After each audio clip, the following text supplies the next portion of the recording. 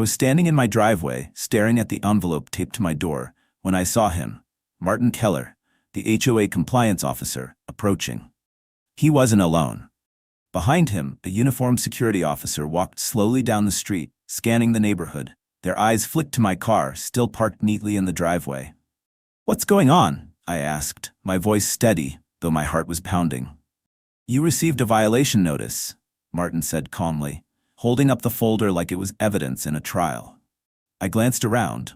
A camera from a nearby HOA security post swiveled, tracking every movement. The quiet, ordered neighborhood suddenly felt like a controlled perimeter. I opened my mouth to explain, but before I could say a word, a police patrol car slowly pulled up at the end of the block. Not because I'd called them, just there. There. Martin didn't flinch. He folded his arms, nodding once toward the patrol car. "This escalates quickly if compliance isn't met," he said. I swallowed hard, looking at my car. The $500 fine didn't feel like a simple notice anymore. It felt like a countdown. And that's when it hit me. I wasn't just dealing with rules on paper. I was standing in the middle of a full-blown enforcement operation, and somehow I had walked right into it. I took a deep breath, stepping back inside, shutting the door, and finally letting myself sink onto the couch. It was only then that I could start thinking clearly. I realized I had never properly introduced myself, and for anyone watching this, you probably deserve to know exactly who you're hearing from. My name is Darren Cole. I'm 34 years old, and I live in Springfield, a suburban neighborhood that looks perfect from the outside. Quiet streets, manicured lawns, neighbors who smile as they pass. But underneath that polished surface, I've discovered things can be very different. I work as a project manager for a tech company, which keeps me busy from sunrise to late evening, coordinating teams, deadlines, and client expectations. I've lived in this neighborhood for 5 months now, and like most people moving into a new place, I chose it because it looked safe, orderly, and like a place where my life could stay uncomplicated. I wanted stability, not constant interruptions. I wanted calm mornings with coffee on the porch and quiet evenings with the occasional jog through the neighborhood. Everything was normal until that envelope appeared. And that's when things started to unravel. Before I go further, if you've ever experienced something like this, where a seemingly small rule or notice snowballed into something stressful, tense, or even a little scary, drop a comment below, share your story, and let's talk about it. And if you want to follow along with how this all unfolded, make sure you subscribe to the channel so you don't miss a single update. And of course, if this resonates with you, leave a like. It helps keep these stories coming. Back to my day. It started like any other. I had parked my car in my driveway the night before, thinking it would be safe there for a few hours while I ran an early errand.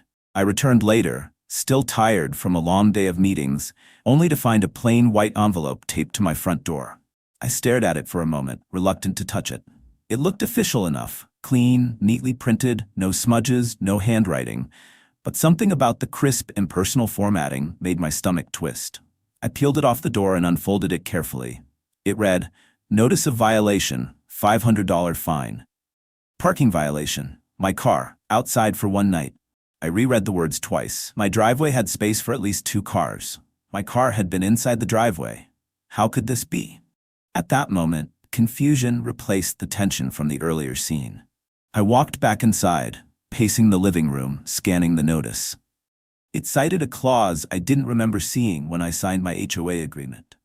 I rifled through the paperwork I had brought with me when I moved in, double-checking each page, trying to find the section that allowed the HOA to issue a $500 fine for this. Nothing. I felt a slow, creeping unease. It was one thing to get a warning. That I could handle. But a fine? $500? For a single night? And without prior notice?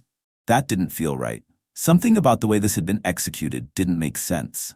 I stepped outside, just to calm myself, and glanced down the street. The neighborhood looked calm. Perfect, in fact. Cars parked neatly along the curbs, mailboxes aligned, lawns mowed. But now I noticed small things I hadn't paid attention to before.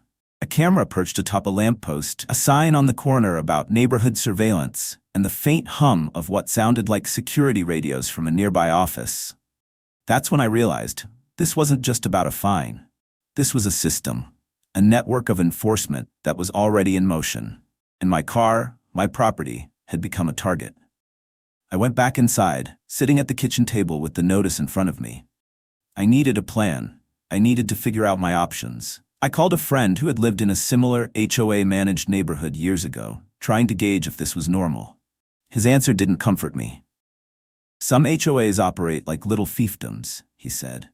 They don't always play fair, and they often have loopholes to enforce rules unevenly. You have to be careful. Careful. That word settled over me like a shadow, because what I realized then was that I wasn't just dealing with paperwork. I was stepping into a battle I hadn't signed up for, against an organization that could escalate without warning. I spent the rest of the afternoon going over every clause in the HOA regulations, every guideline about parking, compliance, and fines. I made notes, highlighted sections, and tried to anticipate their next move. Every time I thought I had a loophole or an argument, another clause would remind me that the system was stacked. That discretion rested entirely in the hands of officers like Martin Keller.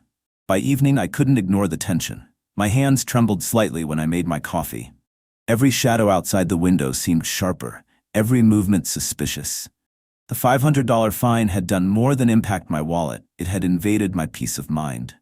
And then it happened again. Another envelope appeared on the door. Same size, same neat print, same formal tone. Second notice. Non-compliance. Immediate attention required. I stared at it, barely breathing.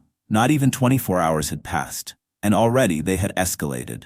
The security cameras, the patrols, the warnings, it all made sense now. I was being monitored. Every move I made, every step, every small infraction, even those I didn't commit, was under observation. I didn't react immediately. Instead, I did something that felt instinctive. I documented it. Photographed the notices, wrote down the times, compared them against the regulations I had carefully studied. I needed evidence if this got worse. I realized then that I had two choices: pay and comply, or challenge and risk escalation. The problem was, the system didn't offer a middle ground. It wasn't about fairness anymore, it was about control. That's when I knew my life in this neighborhood, which had seemed so calm and ordered, had just changed. And for anyone watching this, you've probably been in a situation where a small rule suddenly felt like a noose tightening around your day-to-day life. I'd love to hear about it. Comment below if you faced a situation like this. Hit that like button if this story resonates, and make sure to subscribe so you can follow the full journey. I spent the night restless. The notices sat on the counter, staring back at me like silent threats. Every time I thought I understood the situation, another detail reminded me that I was under watch, under pressure, and that the next move was entirely out of my hands. The first real test came the next morning, when I stepped outside and noticed the small, bright sticker on my car's driver's side window. Parking violation. Subject to tow. My stomach sank. I hadn't even parked on the street that night. The car had been safely in the driveway. They had returned, checked, and escalated anyway. It wasn't just enforcement, it was targeting. The quiet, ordered neighborhood suddenly felt like a stage, and I was the main character in a drama I hadn't auditioned for. That's when the tension solidified into resolve. I knew I couldn't ignore this. I couldn't let it slide. I needed answers. And whatever it took, I would confront the system directly. Little did I know that stepping into that confrontation would pull me into a world of strict rules, selective enforcement, and high-stakes tension that I never could have imagined when I first moved in. The next morning, I woke with a lingering unease. I could feel it even before opening my eyes. The kind of tension that grips you in the pit of your stomach and doesn't let go. The previous day's notices had set the tone, and the little sticker on my car's window was a constant reminder. I wasn't just being monitored.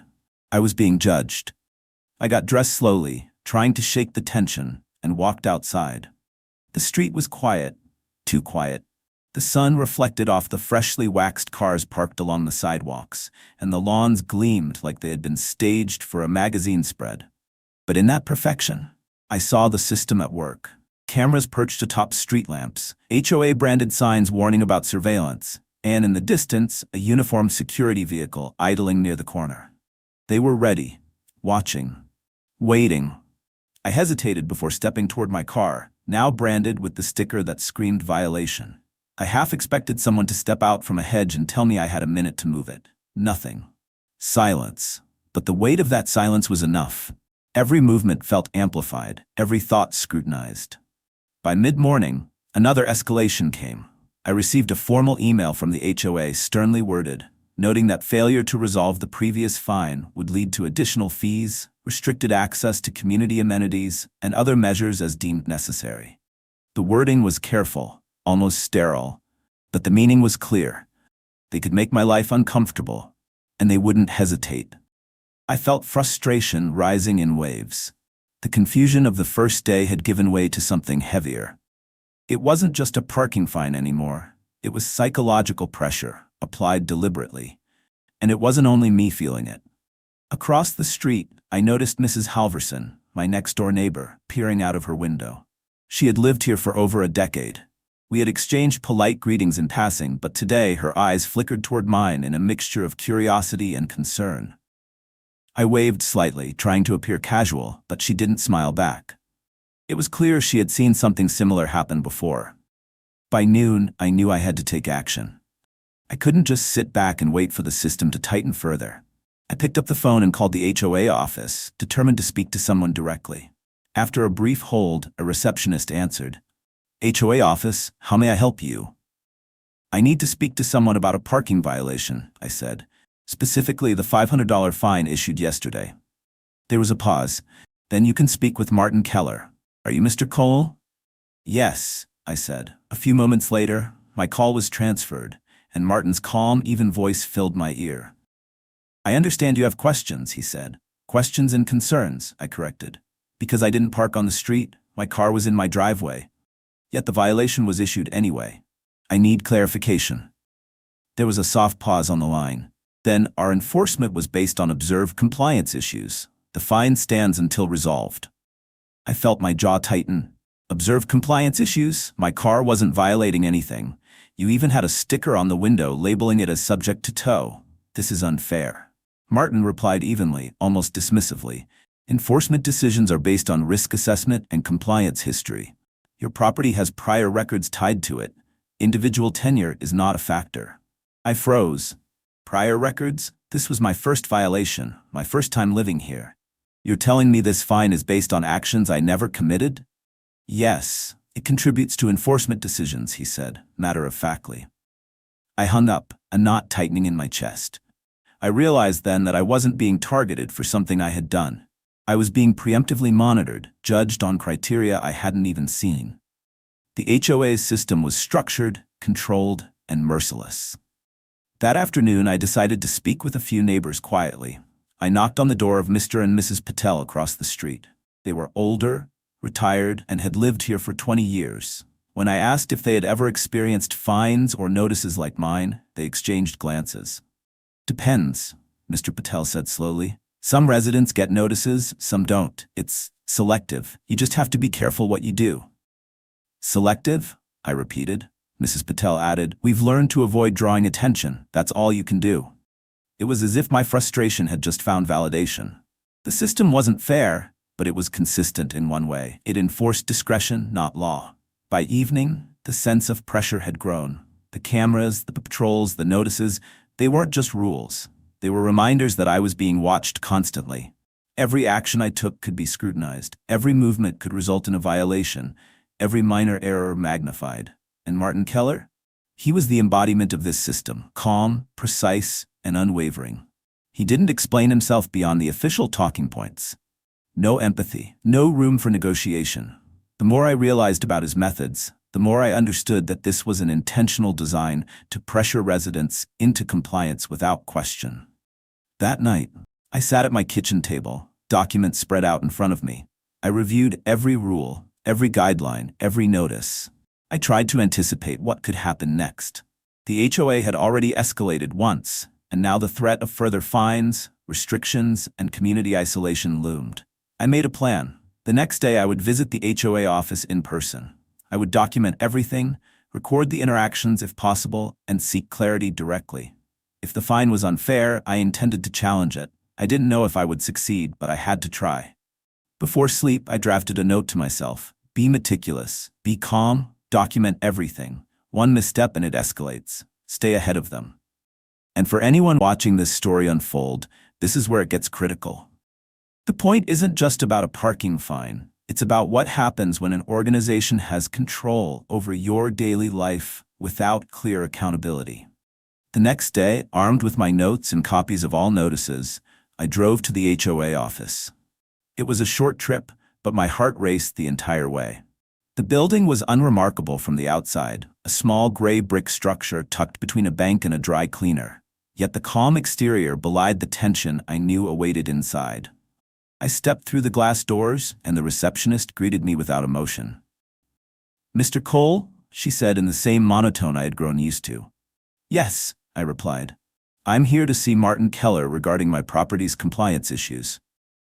She gestured to the back hallway. A single fluorescent light flickered overhead as I walked down the corridor. Each step echoed in the narrow space. My hands were steady, but my stomach twisted with anticipation. I knew this wasn't just a meeting.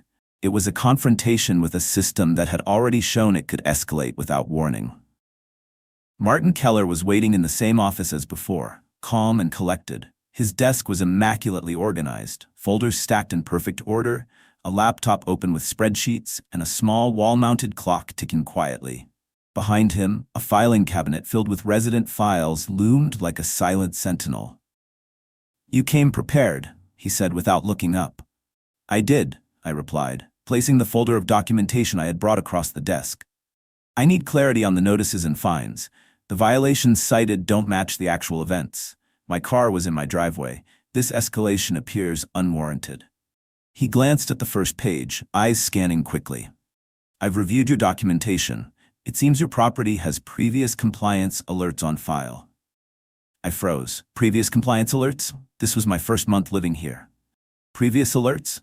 I just moved in. I don't have any prior violations. Can you clarify what you mean? He looked up slowly, his expression neutral, but the weight of authority in his voice was palpable. "These are historical notes tied to your property. Enforcement is based on the property, not the resident. The system accumulates compliance data, and fines are applied according to observed risk." I leaned forward, incredulous. "So you're telling me I'm being fined for actions I didn't commit? That the property itself carries a record?" "That is correct," he said calmly, almost rehearsed.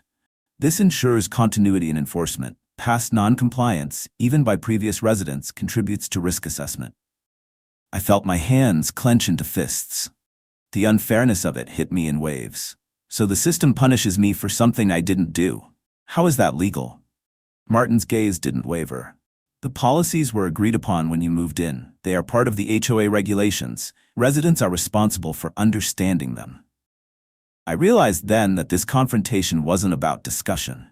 It was about acknowledging the control the HOA wielded. Every word, every motion was measured to reinforce their authority. I wasn't just a resident. I was part of a controlled environment. "I've documented everything," I said, placing my notes and the copies of prior notices on the desk. "I'm not here to argue, but to understand. If the system applies fines based on property history, I need that documented officially. I also want to know my recourse." Martin's eyes flicked briefly to my documentation. "Recourse is limited. You may request a review by the compliance board, but your initial appeal will not alter enforcement. Compliance and fines remain active until reviewed." I swallowed hard. Every answer reinforced the sense of powerlessness I had felt for days. The system was airtight, designed to escalate, monitor, and enforce without transparency. The calm demeanor of Martin Keller masked a mechanism built to intimidate and control. At that moment, a security officer appeared in the doorway. "Sir, we've been advised to maintain a presence. Any further documentation may be recorded." Recording? I realized then that my every move, every question, every challenge was being logged. This wasn't just administration, it was surveillance. I was standing in an office designed to enforce not only compliance, but also compliance through intimidation. I leaned back, trying to calm my thoughts. "I understand the process now," I said carefully, "but I need this documented and confirmed in writing. I also need clarification on what constitutes a violation for my property, because what's happening now feels arbitrary." Martin finally looked directly at me, his expression firm.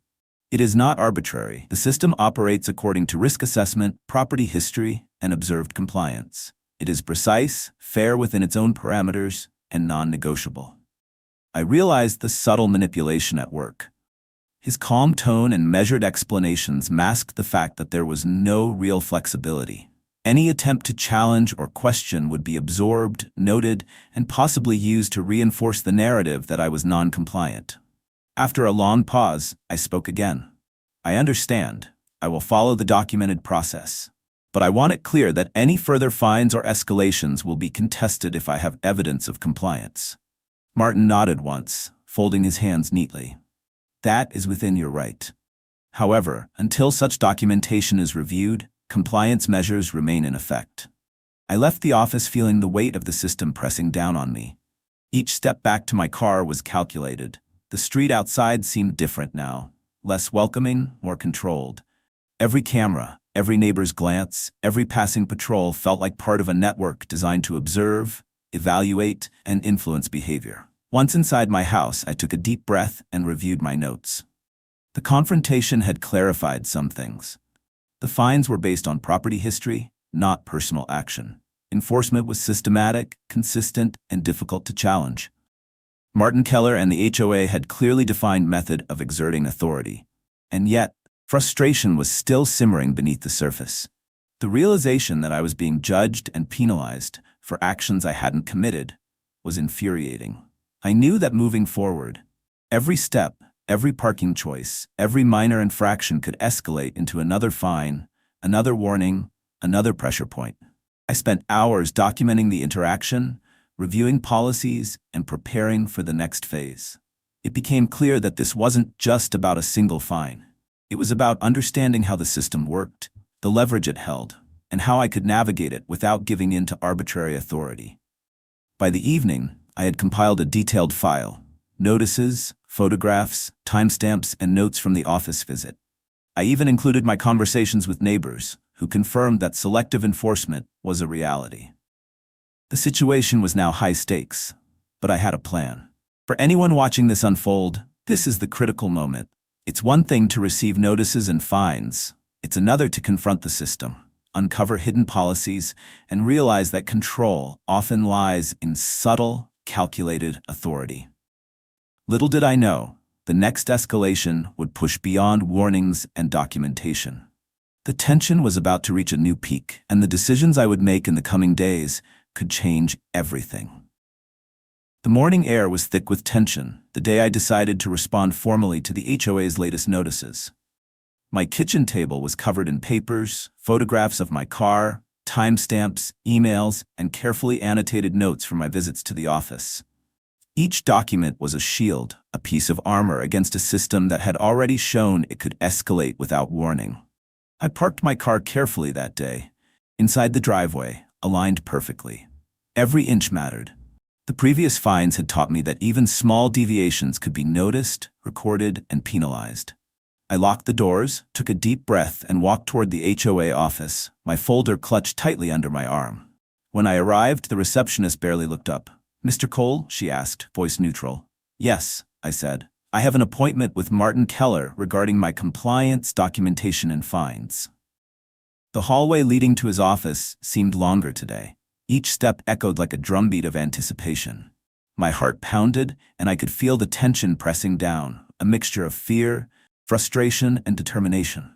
This was the moment I had prepared for: confrontation, clarification, and hopefully, resolution. Martin Keller greeted me with the same calm precision as before.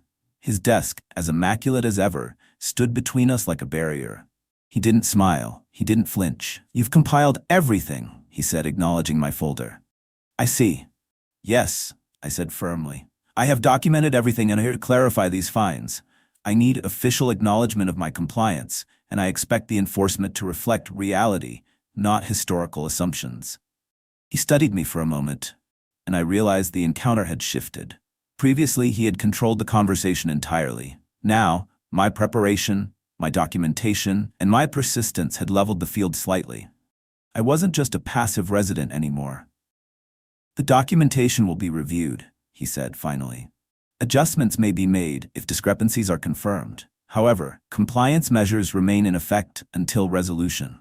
I nodded, but inside, a surge of frustration mixed with resolve. This wasn't about money anymore. It was about principle. It was about standing up against a system that wielded authority without accountability. As I left the office, the tension outside mirrored the one inside.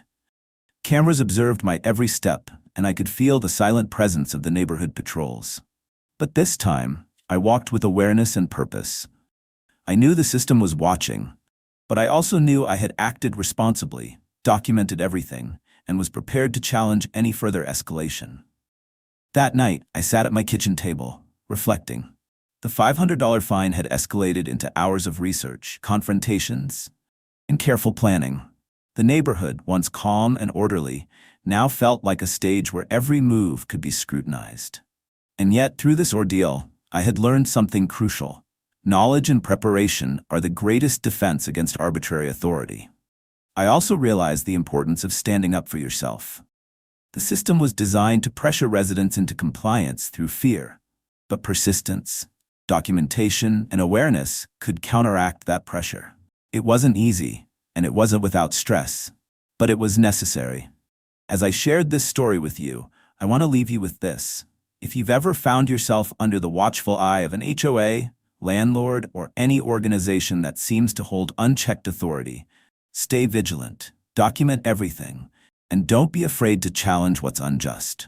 And if this story resonates with you, I encourage you to leave a comment below sharing your experience, like the video if you found this eye-opening, and most importantly, subscribe to the channel so you can follow along with similar stories of real-life conflicts and resolutions. Your engagement helps bring more stories like this to light and reminds us all that awareness and persistence matter. By the end of this experience, I understood that living in a community isn't just about rules and aesthetics. It's about balance between authority and fairness, compliance and personal rights.